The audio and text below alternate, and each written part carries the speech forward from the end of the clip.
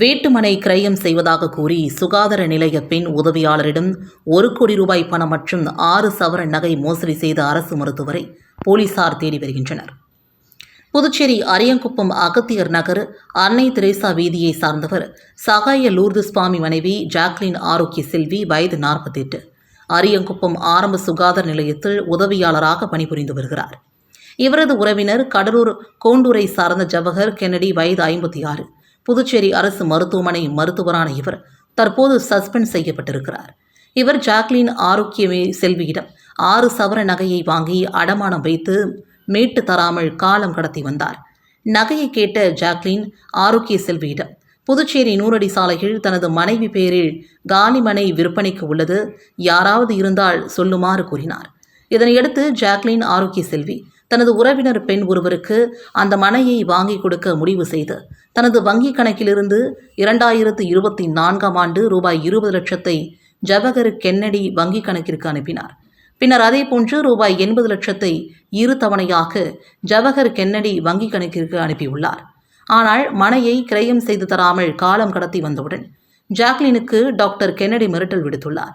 இதுகுறித்து ஜாக்லின் ஆரோக்கிய செல்வி கொடுத்த புகாரின் அடிப்படையில் அரியங்குப்பம் சப் இன்ஸ்பெக்டர் முருகானந்தம் மற்றும் போலீசார் மோசடி பிரிவில் வழக்கு பதிந்து டாக்டர் ஜவஹர் கென்னடியை தேடி வருகின்றனர். ஆன்லைன் லாட்டரியில் 12 கோடி ரூபாய் பரிசு விழுந்துள்ளதாக கூறி புதுச்சேரி நபரிடம் சைபர் கிரைம் கும்பல் 21.61 லட்சம் ரூபாய் மோசடி செய்துள்ளது. புதுச்சேரி முதலியார்பேட்டையை சார்ந்தவர் வாட்ஸ்அப்பில் வந்த விளம்பரத்தை பார்த்து ஆன்லைன் கேரளா லாட்டரி டிக்கெட் வாங்கினார். இதனையடுத்து அவரை தொடர்பு கொண்ட மர்ம நபர் கேரளாவிலிருந்து லாட்டரி ஏஜென்ட் பேசுவதாக கூறி தாங்கள் வாங்கிய லாட்டரி டிக்கெட்டிற்கு 12 கோடி ரூபாய் பரிசு விழுந்துள்ளதாக தெரிவித்துள்ளார். லாட்டரி பரிசு பணத்தை பெற ஜிஎஸ்டி மற்றும் டெபாசிட் கட்டணம் செலுத்த வேண்டும் என்றும் கூறியுள்ளார். இதை நம்பிய அவர் மர்ம நபருக்கு 21,61,916 ரூபாய் அனுப்பியுள்ளார். அதன்பின் அந்த மர்ம நபரை தொடர்பு கொள்ள முடியவில்லை. இதில் சைபர் மோசடி கும்பலிடம் தான் பணத்தை இழந்ததும் தெரிய வந்தது. இது குறித்து சைபர் கிரைம் போலீசார் விசாரித்து வருகின்றனர். புதுச்சேரி மூலகுளம் பகுதியில் இயங்கி வரும் தனியார் பள்ளி மற்றும் கல்லூரி பேருந்தின் ஓட்டுநர் மதுபோதையில் 30க்கும் மேற்பட்ட பள்ளி மாணவர்களை ஏற்றிக்கொண்டு சென்ற வீடியோ தற்போது இணையத்தில் பரவி வைரலாகி வருகிறது. புதுச்சேரி மூலகுளம் பிச்சுவரன்பிட் பகுதியில் தனியார் பொறியியல் மற்றும் தொழில்நுட்ப கல்லூரி இயங்கி வருகிறது. இந்த கல்லூரி வளாகத்தில் கல்லூரி குழுமத்தின் பள்ளியும் செயல்பட்டு வருகிறது. அதன்படி கல்லூரி மற்றும் பள்ளி மாணவர்கள் கல்லூரி பேருந்தின் மூலமாக வந்து செல்வது வழக்கம். இதனிடையே மாலை வழக்கம் போல பள்ளி முடிந்து சுமார் 30க்கும் மேற்பட்ட மாணவர்களை கல்லூரி பேருந்தில் ஏற்றுக்கொண்டு புதுச்சேரி 10 கண்ணு தொண்டமானத்தம் வழியாக சென்றபோது ஓட்டுநர் பேருந்து கட்டுப்பாடு இல்லாமல் சாலையில் இடது மற்றும் வலது புறங்களுக்கு சென்றபடி தாறுமாறாக இயக்கியதை கண்ட வாகன ஓட்டிகள் பேருந்தை வழிமறித்த போது ஓட்டுநர் மது போதையில் இருந்ததைக் கண்டு அதிர்ச்சி அடைந்தனர். தொடர்ந்து ஓட்டுநரிடம் மது போதையில் இருக்கிறாயா என்று கேட்டபோது அவர் என்ன சொல்வது என்று தெரியாமல் போதையின் உச்சத்தில் குழம்பியவாறு அவர் செய்த செயல்கள் போதையில் இருப்பதை உறுதி செய்தது. இந்நிலையில் இதனை ராம் என்பவர் வீடியோவாக பதிவு செய்து தனது ஃபேஸ்புக் மற்றும் இன்ஸ்டா பக்கத்தில் வெளியிட்டிருக்கிறார். தற்போது இந்த வீடியோ சமூக வலைதளங்களில் வைரலாகி பரவி வருகிறது. இந்நிலையில் ஓட்டுநர் வைத்திலிங்கம் மீது வெளியூர் போக்குவரத்து போலீசார் வழக்கு பதிவு செய்து அவரை தேடி வருகின்றனர். புதுச்சேரியில் காவலர் எழுத்துத் தேர்விற்கான ஹால் டிக்கெட்டினை பதிவிறக்கம் செய்து கொள்ளலாம் என்று தேர்வு அமைப்பின் சார்பு செயலர் ஜெய்சங்கர் தெரிவித்துள்ளார். இது தொடர்பாக அவர் வெளியிட்டுள்ள செய்திக்குறிப்பில் புதுச்சேரி காவல்துறையில் காலியாக உள்ள காவலர் பதவிக்கான எழுத்துத் தேர்வு அடுத்த மாதம் 8ஆம் தேதி புதுச்சேரியில் உள்ள 5 தேர்வு மையங்களில் நடைபெறவுள்ளது. இந்த தேர்விற்கான ஹால் டிக்கெட்டினை தேர்வர்கள் இணையதளத்தில் பதிவிறக்கம் செய்து கொள்ளலாம் என்றும் குறிப்பிடப்பட்டுள்ளது. கடந்த 5 ஆண்டுகளில் 7ஆம் தொகுதிக்கு MP வைத்திலிங்கம் என்ன செய்துள்ளார் என்று மல்லாடி ராஜு கேள்வி எழுப்பியுள்ளார். இது தொடர்பாக அவர் வெளியிட்டுள்ள வீடியோ பதிவில் மல்லாடி கிருஷ்ணராவின் தொடர்ச்சியான முயற்சிகள் மத்திய சாலை மற்றும் உள்கட்டமைப்பு நிதி திட்டத்தின் கீழ் 7ஆம் தொகுதியில் சுமார் 30 கோடி செலவில் சாலைகள் வசதி ஏற்படுத்தப்பட்டுள்ளன. மேலும் டெல்லியில் உள்ள புதுச்சேரி அரசின் சிறப்பு பிரதிநிதி மல்லாடி கிருஷ்ணராவின் முயற்சியால் இது சாத்தியமானது. அம்ருத் 2.0 மிஷன் மூலமாக மத்திய அரசிடம் பேசி ஏனாமில் 55 ஏக்கரில் சுமார் ரூபாய் 7.6 கோடி செலவில் நகர்ப்புற நீர் சுத்திகரிப்பு நிலையத்தை அமைக்க மல்லாடி கிருஷ்ணராவ் மத்திய அரசை சமாதானப்படுத்தினார். மேலும் கிரேம்பேட்டாவில் உள்ள பொறியியல் கல்லூரியை மருத்துவக் கல்லூரியாக மாற்றுவது போன்ற பல்வேறு திட்டங்களையும் மல்லாடி கிருஷ்ணராவ் கொண்டு வந்திருக்கிறார். இதில் காங்கிரஸ் கட்சியின் தலைவர் MP வைத்திலிங்கத்திற்கு பங்கு உள்ளதா என்று கேள்வி எழுப்பிய அவர், ஏனாம் கிளை காங்கிரஸ் தலைவர்களுக்கு மல்லாடி கிருஷ்ணராவை பற்றி பேச உரிமை இல்லை என்று கூறினார். புதுவை அரசு குடிசை மாற்று வாரியத்தின் மூலமாக கல்வீடு கட்டும் திட்டத்தின் கீழ் 5 லட்சம் நிதி உதவிக்கான ஆணையை காலாப்பட்டு தொகுதியின் சட்டமன்ற உறுப்பினர் கல்யாணசுந்தரம் அவர்கள் பொதுமக்களுக்கு வழங்கினார். காலாப்பட்டு தொகுதியில் தொடர்ந்து அனைத்து அடிப்படை வசதிகள் மற்றும் அரசு சார்பாக வழங்கப்படும் நலத்திட்ட உதவிகள் அனைத்தையும் வழங்கப்பட்டு வருகிறது. இதன் ஒரு பகுதியாக குடிசை மாற்று வாரியத்தின் மூலமாக கல்வீடு கட்டும் திட்டத்திற்கு உயர்த்தப்பட்ட 5 லட்சம் நிதி உதவி 55 பயனாளிகளுக்கு வழங்கினார். தொடர்ந்து கடற்கரை கிராம பகுதிகளை சார்ந்த பொதுமக்களுக்கு மீன்வளத்துறை சார்பாக ஐஸ் பெட்டி வழங்கினார். இந்த நிகழ்ச்சியில் துறை அதிகாரிகள் பலரும் உடனிருந்தனர். காரைக்காலில் உள்ள புகழ்பெற்ற மஸ்தான் சாஹிப் வஹியுல்லா தர்காவின் 203வது ஆண்டு கந்தூரி விழா கொடியேற்றுடன் தொடங்கியது. இதில் பல்வேறு மாவட்டங்களில் இருந்து ஆயிரக்கணக்கான இஸ்லாமியர்கள் பங்கேற்றனர்.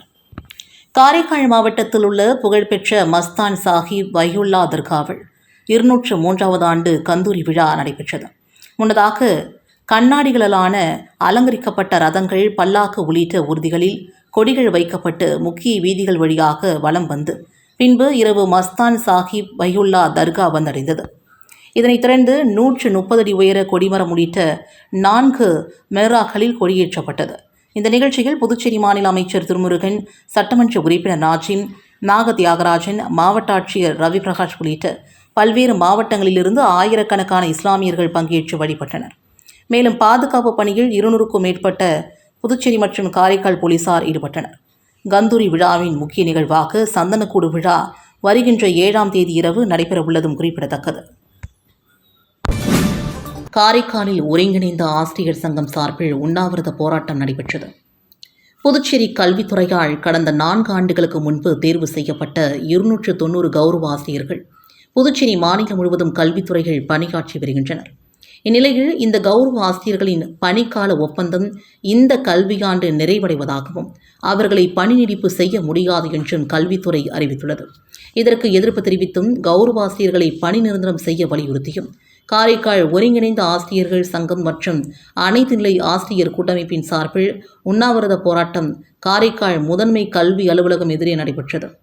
ஆசிரியர் பணிகள் நிரந்தரம் செய்யப்படுவோம் என்ற நம்பிக்கையுடன் சிறப்பாக பணியாற்றிய ஆசிரியர்களின் கனவு பொய்யாக்கப்பட்டுவிட்டதாகவும் இவர்களில் பெரும்பாலானோர் 35 வயதை கடந்த நிலையில் இனி அவர்களால் எந்த அரசு வேலைக்கு செல்ல முடியாத நிலை உள்ளது என்றும் இதனை கருத்தில் கொண்டு புதுச்சேரி அரசு உடனடியாக கௌரவ ஆசிரியர்களின் பணியை நீடிப்பு செய்ய வேண்டும் அல்லது அவர்களை பணி நிரந்தரம் செய்ய வேண்டும் என்றும் போராட்டக்காரர்கள் வலியுறுத்தி வருகின்றனர்.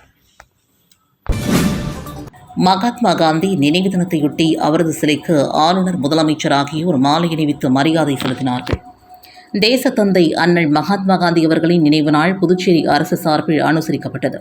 இதனையொட்டி புதுச்சேரி கடற்கரை சாலையில் அமைந்துள்ள அவரது திருவுருவ சிலைக்கு முதலமைச்சர் ரங்கசாமி, சட்டப்பேரவைத் தலைவர் செல்வம், பொதுப்பணித்துறை அமைச்சர் லட்சுமி நாராயணன், சட்டப்பேரவை துணைத் தலைவர் ராஜவேலு, சட்டமன்ற உறுப்பினர் பாஸ்கர் என்கின்ற தக்ஷாமூர்த்தி, துணை இன்ஸ்பெக்டர் ஜெனரல் சத்தியமூர்த்தி மற்றும் பலரும் மாலை அணிவித்து மரியாதை செலுத்தினர். இந்த நிகழ்ச்சியில் பாரதியார் பல்கலைக்கூட ஆசிரியர்கள் மற்றும் மாணவர்களின் தேசபக்தி பாடல்கள் இசைக்கப்பட்டன. இதனைத் தொடர்ந்து 2 நிமிட மௌனஞ்சலி அனுசரிக்கப்பட்டது.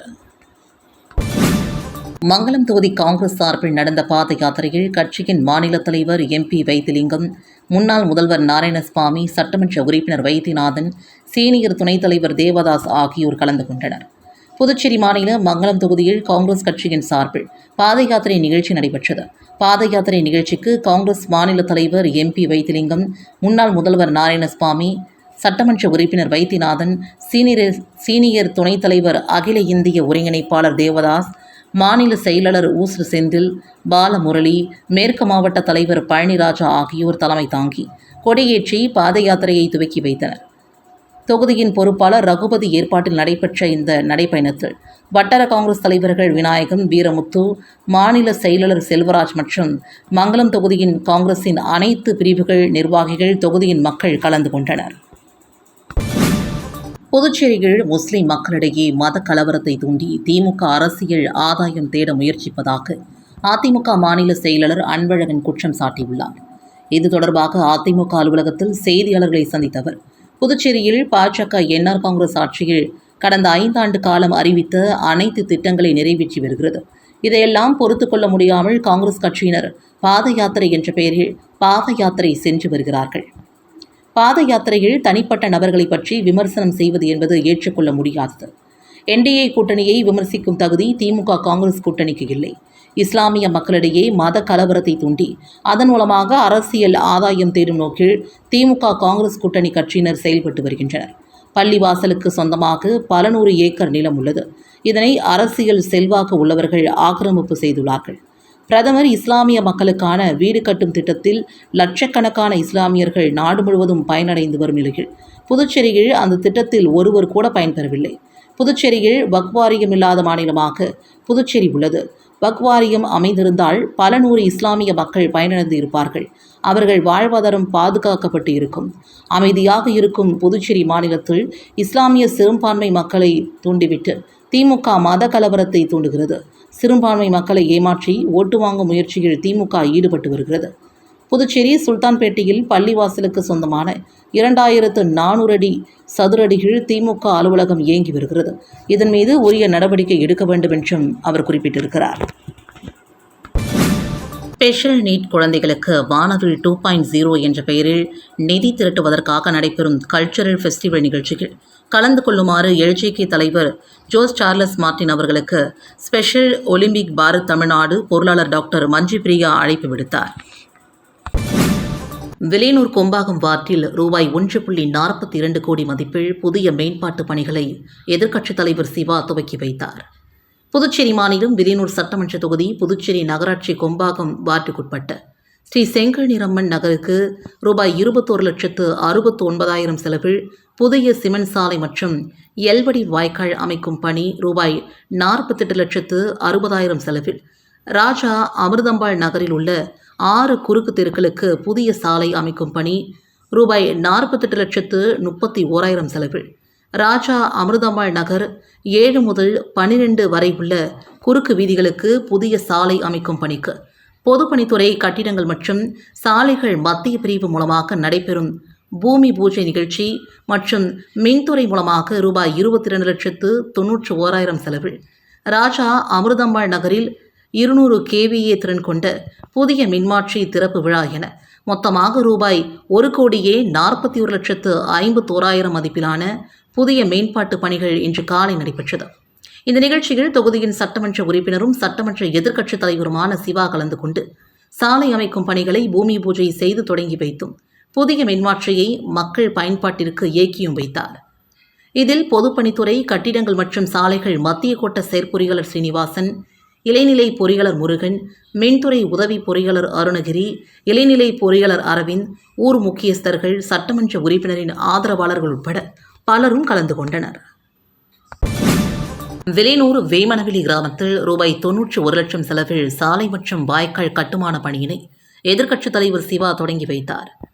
வில்லியனூர் சட்டமன்ற தொகுதி வேமனவெளி தண்டுக்கரை தெருவிலிருந்து வில்லியனூர் மணவெளி பிரதான சாலையின் கீழ்ப்பகுதியிலிருந்து காமராஜர் நகர் பாலம் வரை உள்ள ஆத்துவாய்க்கால் கிளை வாய்க்காலில் பொதுப்பணித்துறை நீர்ப்பாசன பிரிவின் மூலமாக ரூபாய் 47,15,000 செலவில் பிசிசி வாய்க்கால் கட்டுமான பணி மற்றும் காமராஜர் நகரில் வில்லியனூர் கொம்யூன் பஞ்சாயத்து மூலமாக சட்டமன்ற உறுப்பினர் மேம்பாட்டு நிதியிலிருந்து ரூபாய் 43,80,000 செலவில் பக்க வாய்க்காலுடன் கூடிய தார் சாலை அமைக்கும் பணி என மொத்தமாக ரூபாய் 90,95,000 செலவிலான வளர்ச்சிப் பணிகளுக்கு பூமி பூஜை நிகழ்ச்சி தண்டுக்கரை வீதியில் நடைபெற்றது.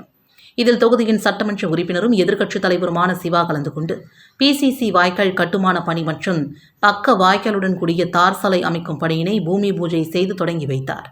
இந்த நிகழ்ச்சியில் ஊர் முக்கியஸ்தர்கள், திமுக முக்கிய பிரமுகர்கள், கூட்டணி கட்சியினர், பொதுமக்கள் உட்பட திரளானோர் கலந்து கொண்டனர். புதுச்சேரி வாசவி பள்ளியில் நடைபெற்ற அறிவியல் கண்காட்சியில் சிறுவர்கள் தங்களது படைப்புகளை காட்சிப்படுத்தி தனி திறமைகளை வெளிப்படுத்தினர். புதுச்சேரி முத்தியல்பேட்டை வாசவி பன்னாட்டு பள்ளி மழலையர் வகுப்பு முதல் 2ஆம் வகுப்பு வரை உள்ள மாணவர்களின் அறிவியல் கண்காட்சி நடைபெற்றது. பள்ளி முதல்வர் மாரிமுத்து தலைமையில் நடைபெற்ற நிகழ்ச்சியில் பள்ளியின் துணை முதல்வர் டாக்டர் செந்தில்ராஜ் முன்னிலை வகித்தார். இதில் சிறப்பு விருந்தினராக சென்னை அப்போலோ குழந்தைகள் நல மருத்துவர் சதீஷ் கலந்து கொண்டு கண்காட்சியினை திறந்து வைத்து மாணவர்களின் படிப்புகளை பார்வையிட்டு பாராட்டினார். புதுச்சேரி ஆசிரியர் பட்டய பயிற்சி நிறுவனத்தின் விரிவுரையாளர் ஆறுமுகம் நடுவராக இருந்து தேர்வு செய்தார். கண்காட்சியில் மழலையர் வகுப்பு பிரிவில் வீட்டு வளர்ப்பு பிராணிகள், அதன் இளமை பருவம், வன விலங்குகள், 4 வகை பருவங்கள், பண்டிகைகள், திருவிழாக்கள், போக்குவரத்து சாதனங்கள் என வகைப்படுத்தப்பட்டிருந்தன. அதேபோல தொடக்கப்பள்ளி மாணவர்கள் பிரிவு, கணித பிரிவு, அறிவியல் பிரிவு என பல்வேறு பிரிவுகளில் அறிவியல் கண்காட்சி நடைபெற்றது. கண்காட்சியில் ஆசிரியர்கள், ஊழியர்கள் உட்பட பலரும் பங்கேற்றனர். திருபுவனை சட்டமன்ற தொகுதிக்குட்பட்ட வம்புப்பட்டு, சோரப்பட்டு பகுதிகள் புனரமைக்கப்பட்ட அங்கன்வாடி மைய கட்டிடங்களை சட்டமன்ற உறுப்பினர் அங்காளன் திறந்து வைத்தார்.